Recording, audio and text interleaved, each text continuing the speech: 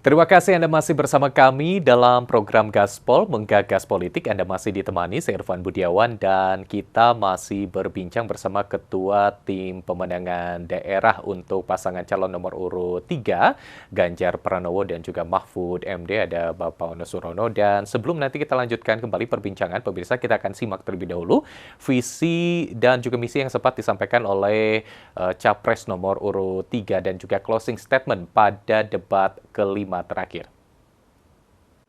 Membangun Indonesia yang beradab, kita mulai dari 3 bagian. Kita punya kepribadian dalam kebudayaan dan itu mesti masuk di dalam jiwa insan Indonesia. Dan tentu saja kesehatan menjadi yang pertama. Kalau itu semua sudah baik Bapak Ibu, maka pendidikan dan kebudayaan mesti kita bangun bersama-sama. Keterampilan yang dia dapatkan melalui pendidikan yang baik, ini akan mendorong atau bisa merespon lapangan kerja yang sangat terbuka dan upah buruh yang baik. Dan tentu saja pembangunan ini harus berorientasi kepada SDM atau manusia. Budi pekerti yang baik, sopan, toleran, tidak atikang, atikung, atikuno, sehingga mereka menjadi manusia yang lengkap. Ini bisa berjalan dengan cepat kalau digitalisasi kita lakukan. Infrastruktur teknologi informasinya baik, kemudian tersebar, internetnya bisa cepat, dan mereka akan bisa mendapatkan media yang bagus untuk mengembangkan diri. Itulah kenapa kami sampaikan, tuanku adalah rakyat, jabatan ini hanyalah mandat. Saya dan Pak Mahfud punya 3 janji.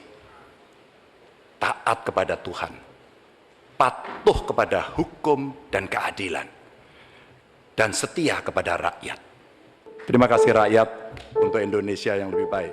Wassalamualaikum. Ya, pemirsa, itu dia visi dan juga misi yang disampaikan oleh calon presiden nomor urut 3 dan juga closing statement dalam debat terakhir ataupun juga dalam debat kelima. Kalau kita garis bawahi, ini adalah soal membangun Indonesia beradab dengan beberapa yang ditawarkan mulai dari perbaikan kesehatan, pendidikan, lalu juga masalah budi pekerti hingga digitalisasi. Juga ini sempat dibahas dan kembali kita akan berbincang bersama Ketua Tim Pemenangan Daerah Jawa Barat untuk paslon nomor urut 3. Pak Ono, tadi kalau melihat dari apa yang disampaikan oleh Capres nomor 3 Ganjar Pranowo, seperti apa juga misi ini disampaikan atau dikomunikasikan oleh tim TPD kepada masyarakat di Jawa Barat? Ya, jadi apa yang disampaikan oleh Mas Ganjar tadi kan hasil bagaimana beliau keliling ke seluruh Indonesia. Rakyat pasti selalu teriak terkait dengan pelayanan kesehatan, pelayanan pendidikan, terkait juga peningkatan kesejahteraan mereka, terutama terkait dengan rakyat yang kurang mampu. Nah, sehingga tentunya program-program yang ditawarkan oleh Mas Ganjar, utamanya bagaimana bisa menyelesaikan permasalahan-permasalahan dasar tadi. Misal pendidikan, ya, misal pendidikan. Sekarang benar gak sih sekolah itu gratis? SD, SMP, SMA. Oke, gratis SPP-nya, tapi pada saat ditanya ada sumbangan nggak?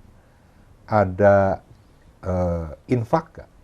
Ada sodako nggak? Ternyata seluruh masyarakat menjawab ada. Lalu bicara pada saat misalnya mereka sudah lulus SMA, mereka mau kuliah, mereka mampu nggak untuk membiayai pembiayaan kuliah yang cukup mahal? Rata-rata tidak mampu. Nah, sehingga apa yang ditawarkan oleh Mas Ganjar bukan hanya ngomong, beliau sudah melaksanakan di Jawa Tengah.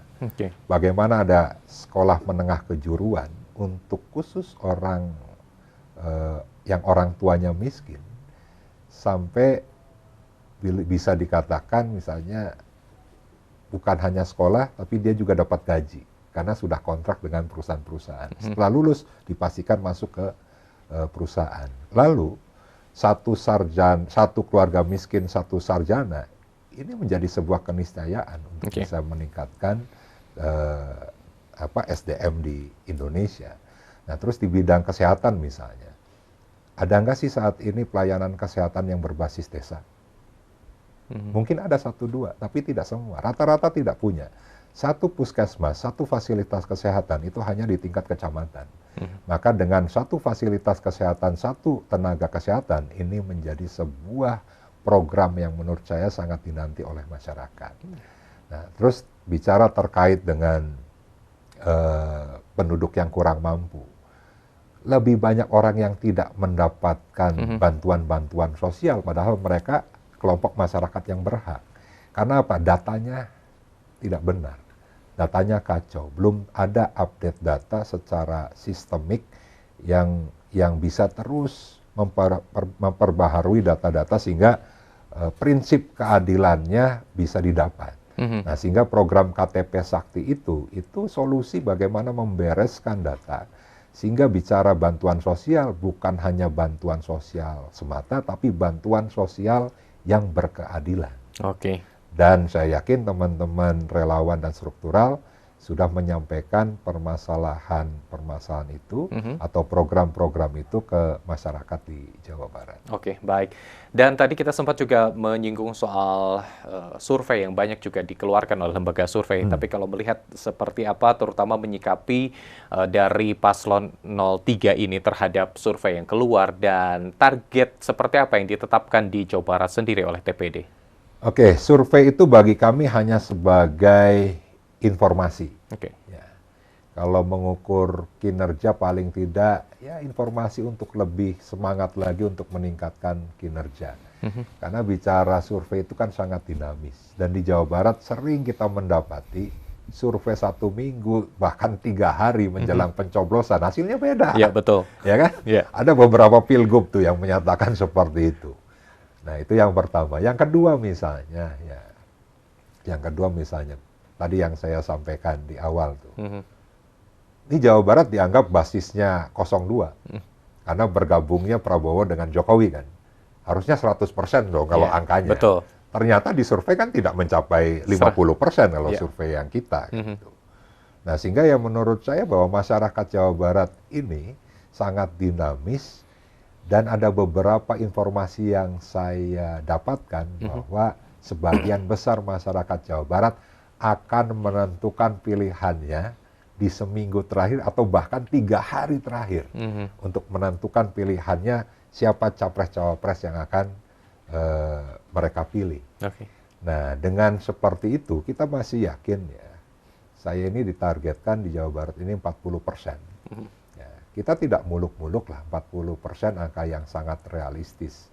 Yang pertama kita hitung misalnya basis partai kita, walaupun tidak sebesar paslon lain dari gabungan partai itu.